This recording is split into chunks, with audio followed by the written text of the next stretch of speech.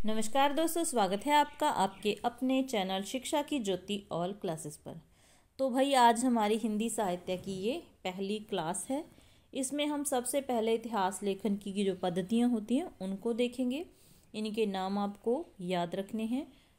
तो सबसे पहली जो पद्धति है वो है वर्णानुक्रम पद्धति। इसे वर्णमाला पद्धति भी कहा जाता है। क्या कहा जाता है? वर्णमाला पद्धति भी कहा जाता है। इसमें जो लेखक और कवियों का परिचय दिया जाता है, उनके नाम का जो वर्ण होता है उसी के क्रम के अनुसार परिचय करवाया जाता है। तो इसका जो प्रयोग है वो किया था गारसादा तासी ने और शिव सिंह सेंगर ने। किसने किया था? गारसादा तासी और शिव सिंह सेंगर ने इसी पद्धति का प्रयोग किया है इतिहास लेखन में। ठीक है। दूसरी पद्धति है कालानुक्रमी पद्धति। इस पद्धति में जो कवियों और लेखकों का विवरण करवाया जाता है वो कालक्रमानुसार या तिथि क्रम के अनुसार करवाया जाता है। ठीक है। इस पद्धति का प्रयोग किया था जॉर्ज ग्रियर्सन ने और मिश्र बंधुओं ने। प्रयोग किया है कालानुक्रमी इतिहास लेखन की पद्धति का प्रयोग। ठीक है। तीसरी है वैज्ञानिक पद्धति।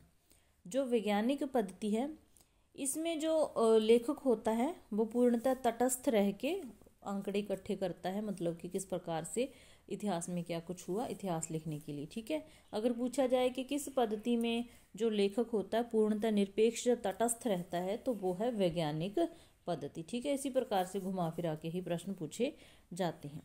चौथी पद्धति है विधेयवादी पद्धति। ठीक है। चौथी पद्धति है विधेयवादी पद्धति। इस पद्धति के पहले तो जन्मदाता कौन है? वेन माने जाते हैं। इस पद्धति के जो जन्मदाता है वेन माने जाते हैं और ये सर्वाधिक ही उपयोगी पद्धति है। ठीक है। सर्वाधिक उपयोगी पद्धति कौन सी है? विधेयवादी पद्धति। ये भी आपको याद रखना है। एक स्टेटमेंट आपने वैसे तो अपनी डिग्री में पढ़ी होगी। आचार्य रामचंद्र शुक्ल की एक स्टेटमेंट है, वो बहुत पूछी जाती है कि प्रत्येक देश का साहित्य वहाँ की जनता की चित्तवृत्ति का संचित प्रतिबिंब होता है। ये कहने वाले थे रामचंद्र शुक्ल जी। ठीक है। तो अब देख ली कि इतिहास लेखन की 4 पद्धतियाँ होती हैं, ये आप उन्हें ध्यान रखना है। अब है काल विभाजन और नामकरण। किस प्रकार से काल का विभाजन किया जाता है और नामकरण किया जाता है?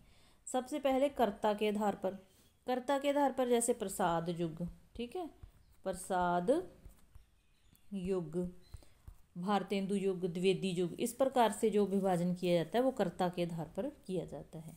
दूसरा है प्रवृत्ति के आधार पर जैसे भक्ति काल है, रीति काल है, शायावाद है, प्रगतिवाद है।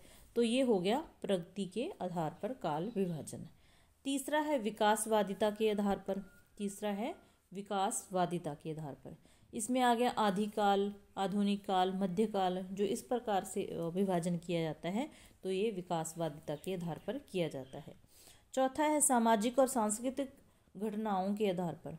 तो इस प्रकार से जो काल विभाजन किया जाता है वो राष्ट्रीय धारा के जैसे हो गया राष्ट्रीय धारा, स्वच्छंदतावाद, इस प्रकार से जो नाम दिए जाते हैं वो सामाजिक या सांस्कृतिक घटनाओं के आधार पर विभाजन होता है। ठीक है। तो ये हो गया हमारा काल विभाजन। इतना सारे पॉइंट आपने याद इसमें रखने हैं। ठीक है। अब देखते हैं जो सबसे ज़्यादा प्रचलित है वो आचार्य रामचंद्र शुक्ल जी का काल विभाजन माना जाता है और उन्होंने किस प्रकार से काल विभाजन किया है वो हम देख लेते हैं। सबसे पहले तो आपने याद रखना है कि आचार्य रामचंद्र जी ने जो इतिहास लिखा है उसका नाम है हिंदी साहित्य का इतिहास। कब प्रकाशित हुआ? 1929 ईस्वी में। हिंदी साहित्य का इतिहास आचार्य रामचंद्र शुक्ल जी का है, वो 1929 में प्रकाशित हुआ था। ठीक है।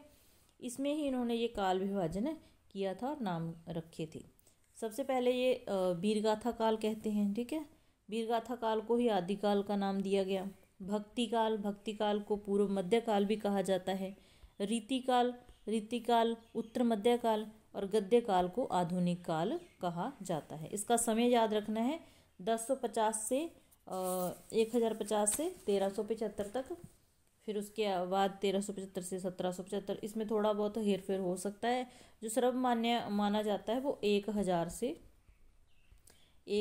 से लेके 1350 भी आपको देखने को मिल सकता है। ये भी 1000 से 1350 तक आदिकाल माना जाता है। ठीक है। या संवत करके लिखा हो तो 1050 से 1375 तक भी आपको मिल सकता है। तो इस चीज़ का आपको थोड़ा सा ध्यान रखना है। अब है ये टाइम आपने सभी का देख लेना है कि भक्ति काल का क्या समय रहा, गद्य काल, रीति काल का, ठीक है। उसके बाद आदिकाल के जो नाम हैं, किस मतलब कि इतिहासकार ने आदिकाल को क्या नाम दिया, यहाँ से प्रश्न पूछे जाते हैं। तो वीरगाथा काल कहने वाले कौन थे, हमने देख लिया कि आचार्य रामचंद्र शुक्ल जी ने वीरगाथा काल नाम दिया, ठीक है। तो आदिकाल किसने दिया, हजारी प्रसाद द्विवेदी ने। चारण काल कहने वाले थे डॉक्टर राम कुमार वर्मा। बीज वपन काल कहने वाले थे महावीर प्रसाद द्विवेदी। आरंभिक काल कहा मिश्र बंधुओं ने, प्रारंभिक काल कहा डॉक्टर गणपति चंद्र गुप्त ने। ये नाम सारे के सारे आपको याद रखने हैं, ठीक है। इससे ज़्यादा आप करना चाहो पूरा, जैसे काल विभाजन, मिश्र बंधुओं का काल विभाजन, तो हमारी MA की बुक में भी दिया होगा, आप जिस बुक को फॉलो कर सकते हैं, एक नज़र उसमें से भी आप निकाल लीजिए। वैसे मेन मैंने यहाँ रख दिया है। आगे है हिंदी इतिहास के इतिहास व उनके नाम। यहाँ से एक प्रश्न हमेशा पूछा जाता है कि कौन सा इतिहास किस इतिहासकार का है, ठीक है। हिंदी साहित्य का इतिहास है पंडित रामचंद्र शुक्ल जी का ही है, ठीक है। ये है आचार्य रामचंद्र शुक्ल जी का। कब प्रकाशित हुआ, 1929 में।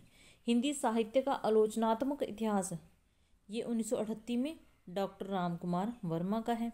हिंदी साहित्य का वैज्ञानिक इतिहास है 1965 में डॉक्टर गणपति चंद्र गुप्त का। फिर हिंदी भाषा और साहित्य, ये किसका इतिहास है, ये है 1930 में प्रकाशित हुआ डॉक्टर श्याम सुंदर दास का, ठीक है। आगे है हिंदी साहित्य की भूमिका, 1940 में प्रकाशित हुआ पंडित हजारी प्रसाद द्विवेदी का। हिंदी का संक्षिप्त इतिहास 1923 में प्रकाशित हुआ राम नरेश त्रिपाठी का है। हिंदी साहित्य का संक्षिप्त इतिहास 1931 में डॉक्टर श्याम सुंदर दास का है। और ये तीनों नाम आपने अच्छे से याद रखने हैं। A sketch of Hindi literature Edwin Greaves की है, a sketch of Hindi literature Edwin Greaves का है। A history of Hindi literature FIK द्वारा रचित है। और शिव सिंह सेंगर की रचना है। शिव सिंह सेंगर की रचना है। तो उम्मीद है इतनी सारी जानकारी आपको समझ आई। समझ तो मतलब इसमें आपको थोड़ा सा याद करना पड़ेगा। आदिकाल वाला पोर्शन थोड़ा सा बोरिंग भी है, तो थोड़ा सा इसको ध्यान करना है, लेकिन इसमें से प्रश्न पूछ लिया जाता है, तो आपने इसको करना है। अगर क्लास अच्छी लगी तो कमेंट में ज़रूर बताना, लाइक करना, और चैनल पर पहली बार आए हो तो सब्सक्राइब करना बिल्कुल भी मत भूलना। तो मिलते हैं हिंदी साहित्य की नेक्स्ट क्लास में, तब तक के लिए बाय। इसको याद ज़रूर करना है। धन्यवाद।